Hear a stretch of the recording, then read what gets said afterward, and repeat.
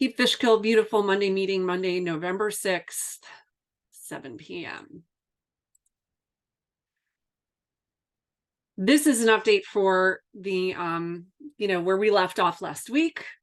Some updates of the information that has come in, and so this feeds on the previous meetings. If you haven't watched those yet, it's important to watch them to just stay up to date on the changes and things that are going on. So that Keep Fishkill Beautiful has a YouTube channel. That's where these are uploaded to, and you can view them there. Go through about us again.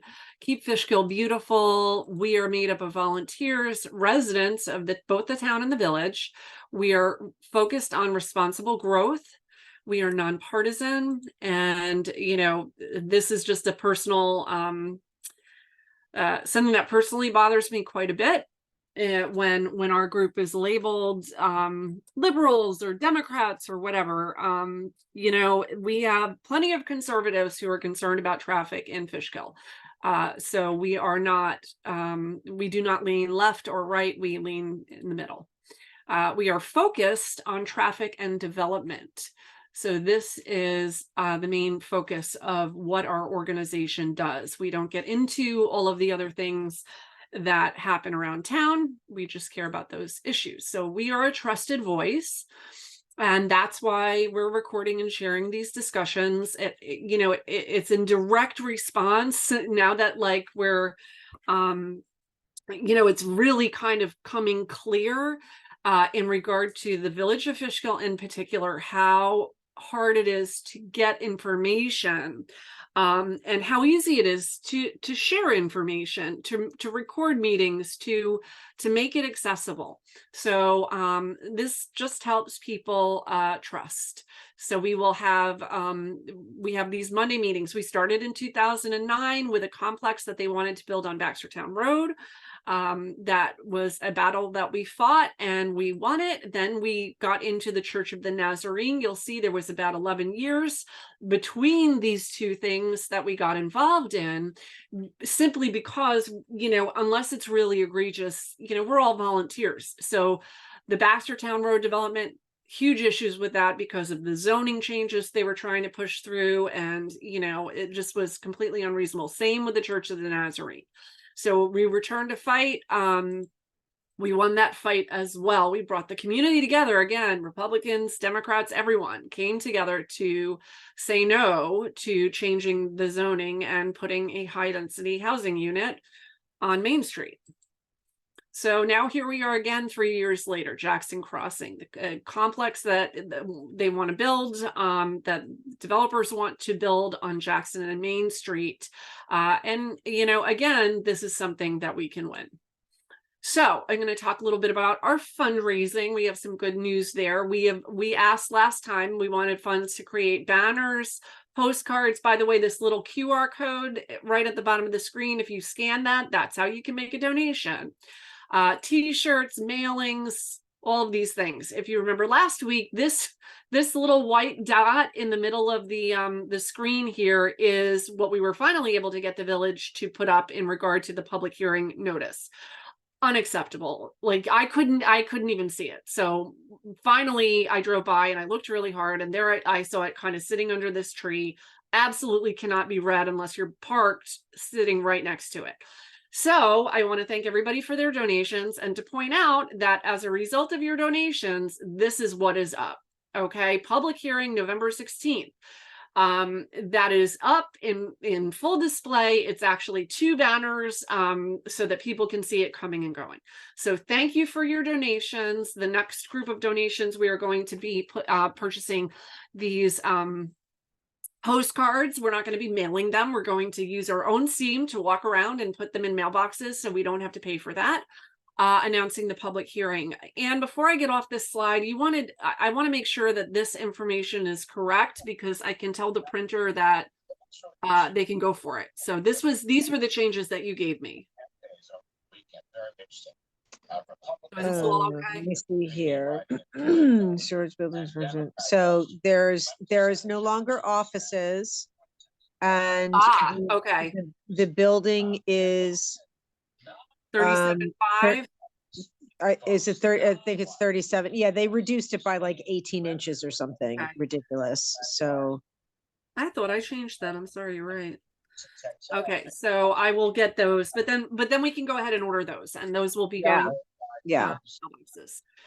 So thank you for all the donations. Again, keep an eye on this QR code. Anything that you can do to give is awesome. We will make good use of it. We're more than halfway there. People have been quite generous.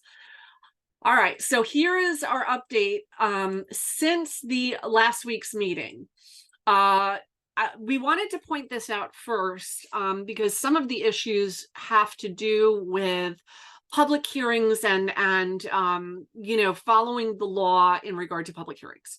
So anytime a law is adopted, there has to be a public hearing so that people can contribute, you know, in the community, can make their voices heard.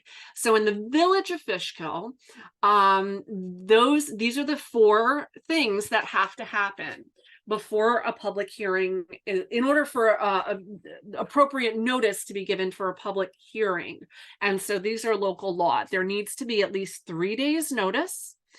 The publication of the announcement of the public hearing needs to be published in the Poughkeepsie Journal, which is the Village of Fishkill paper. It needs to be posted on a bulletin board outside of Village Hall, and it must be on the agenda for the meeting. So the first public hearing regarding Jackson, Maine apartments was scheduled for June 21st. And Anne, can you just, that was 2023? 2021. 2021, right. Okay, so I Yeah, didn't put yeah, the year yeah. on that. But it was scheduled for June 21st, 2021. Yep. So we went and looked into that. This was the first public hearing was legally announced and scheduled for the Village of Fishkill trustees meetings for June 21st. During the meeting on June 21st, according to the minutes, the public hearing portion of the meeting was canceled. So it was announced, and then it was actually not held. It was canceled that day. So why is this important? This is significant because the meeting was not rescheduled or adjourned. It was just canceled. There was no following mention of a public hearing. So we could not find any record of what happened after that. So then at the village, so then that was July. Then we moved forward to the Village of Fishkill trustees meeting that was scheduled for September 7th. And a public hearing was held to hear comments from the public regarding Bill C 2021. And for those who don't remember, Bill C, well, actually, we're going to talk about it later in the slideshow, but this was, you know, this was the public hearing at the Village of Trustees meeting. So going through the checklist, yes, they gave 3 days notice. We're assuming it was put on the bulletin board. There's no way to check, but we're assuming it was, and it was added to the agenda, but they didn't put it in the paper. So that's problematic because that was part of the law in order to have this bill passed into law. So so just pointing that out, you know, they have not been able to supply proof that they did that, which is good news. Because if they didn't follow the law, then, you know, we have some extra weight behind the argument about this this development and others, you know, in relation to Bill C 2021. So Village of Fishkill meeting on, so this is an important meeting. There was a trustees meeting September 7th, 2021. We went through the minutes, and at that meeting, and if you have watched previous Keep Fishkill Beautiful Monday meetings, you will understand the significance of the Fishkill Church of the Nazarene, that's FCON, and the impact that that development ended up having on other developments west of Jackson Street. So go back and watch if you haven't seen that yet. But at this meeting on September 7th, there were representatives from the Church of the Nazarene, their attorneys, church officials, and they spoke regarding the proposed local law, Bill C 2021, We are following the outline of what this bill is. We are still waiting. This is a follow-up from last week. We have not received a copy of the bill, but they're also within the, within the parameters of what their deadline is. So it might be another week or two. As I said, the bill, specifically Bill C 2021, is what allows higher density, higher buildings, and residents on the ground floor west of Jackson Street. And this is really important. This part here, all at the discretion of the planning board. Didn't mean to do that, sorry.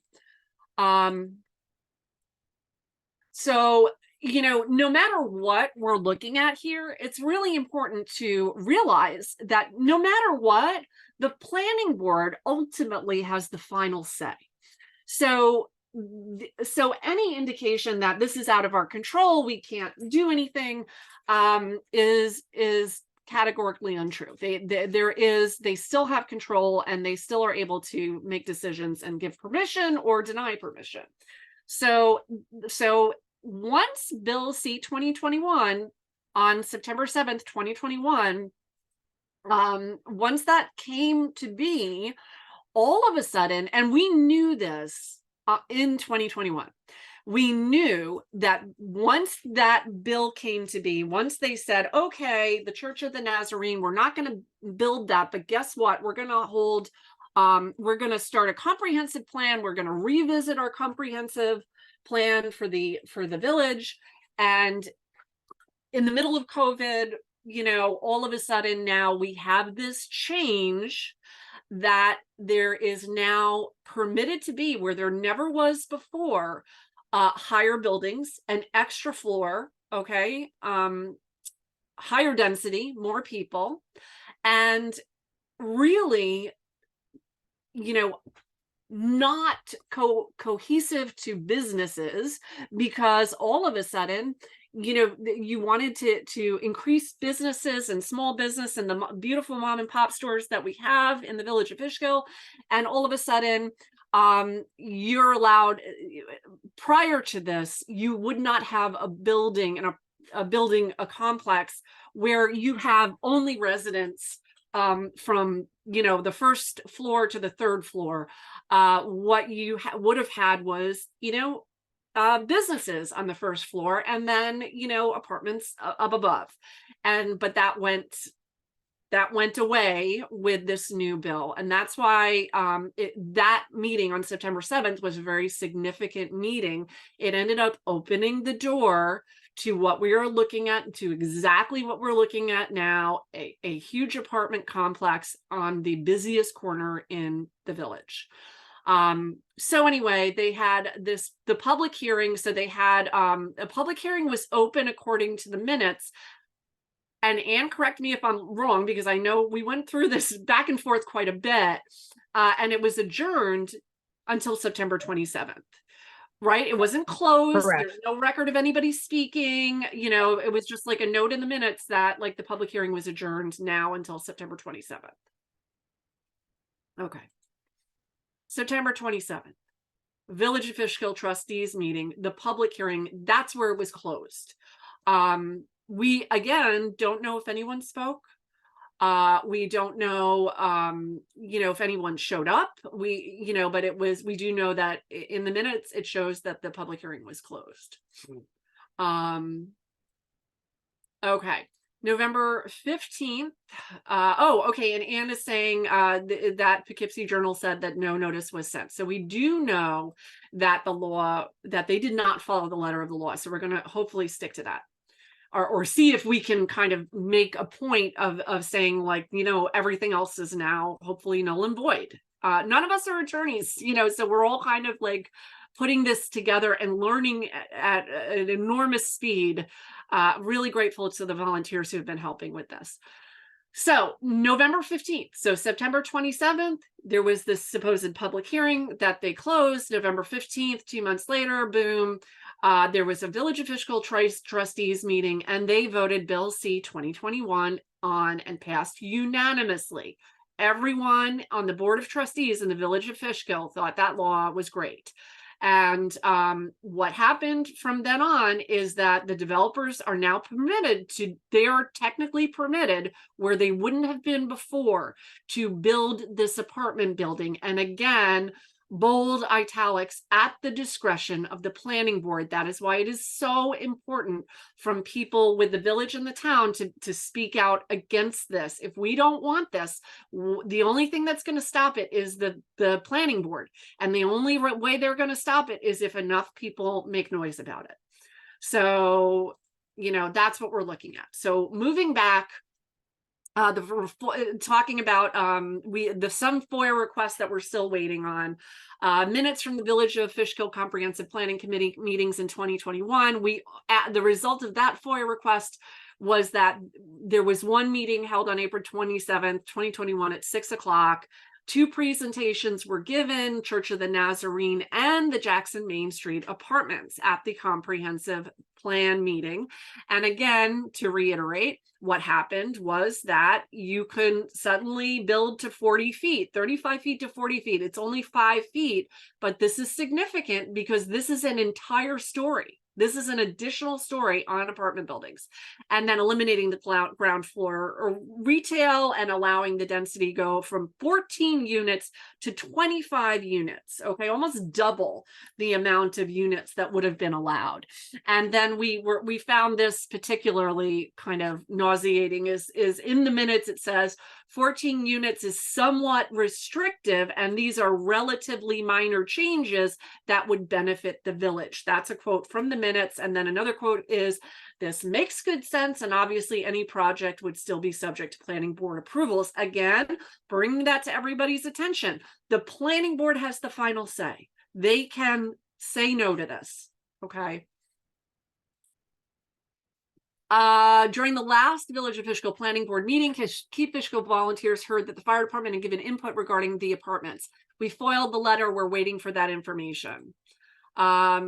Keep Fishkill Beautiful elections, just to go through it again, and I appreciate Ozzy and Greg on the call today.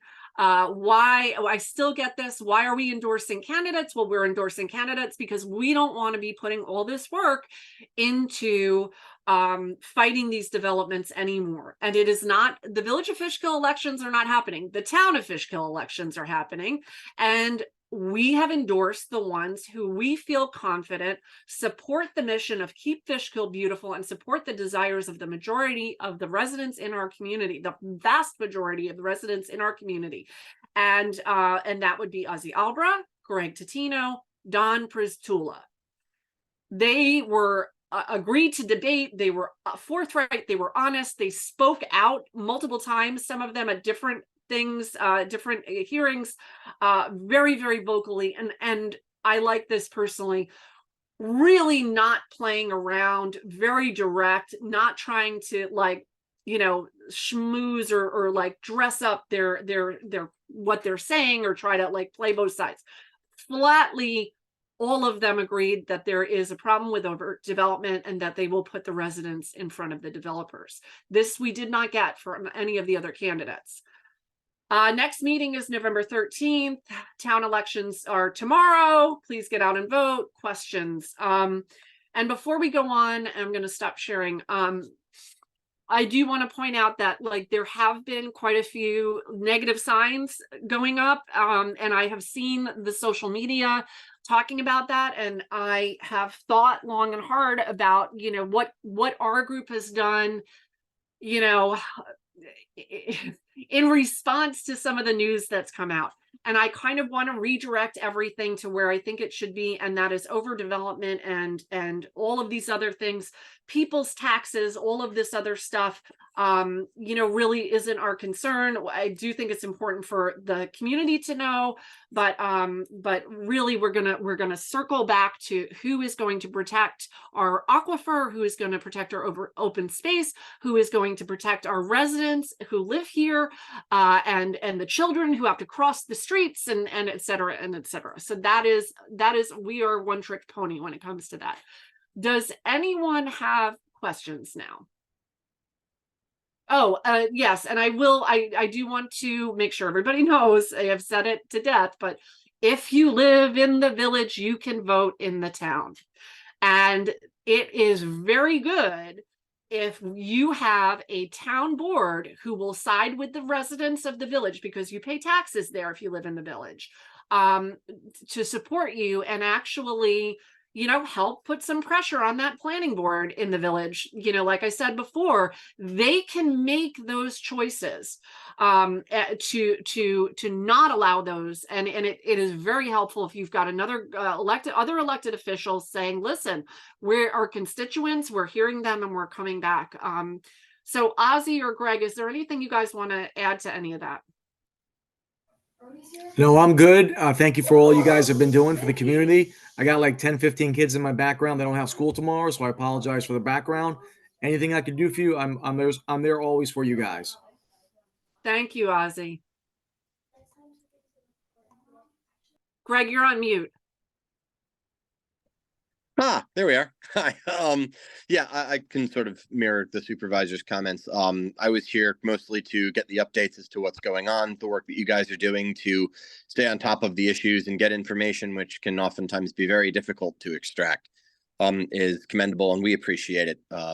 So yeah, I'm just here. If anybody has any questions or ideas or anything, send them my way, and we'll see what we can do with it. Awesome. Thank you. Anybody else?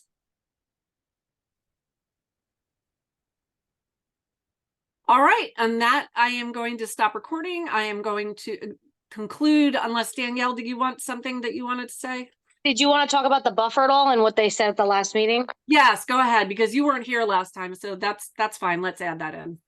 So at the last meeting, they said the developer got up and said that there's a 20-foot buffer around my property. I live at 39 Cary. I'm the only house on the parcel.